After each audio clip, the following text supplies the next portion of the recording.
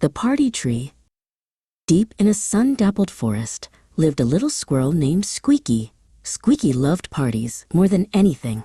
He loved the colorful decorations, the yummy treats, and most of all, the happy chatter of his friends.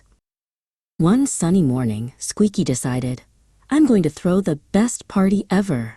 He scurried from branch to branch, inviting all his friends. "It's a party for no reason at all," he chirped.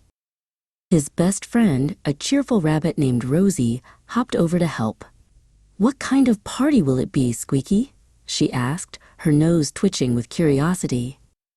"It will be every kind of party," Squeaky declared.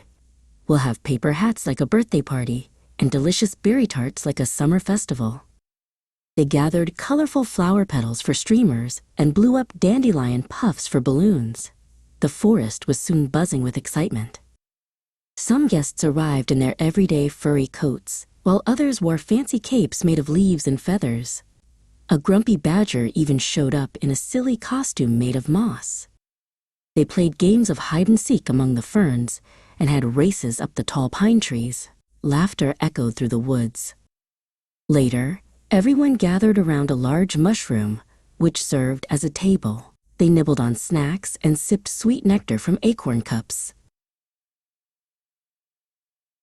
As the sun began to set, casting a warm glow through the trees, the fireflies came out to dance, their tiny lights twinkling like stars. "This was the best party ever," Rosie whispered to Squeaky. Squeaky smiled, his heart full of joy. "That's because the best reason to have a party," he said, "is to be with the ones you love."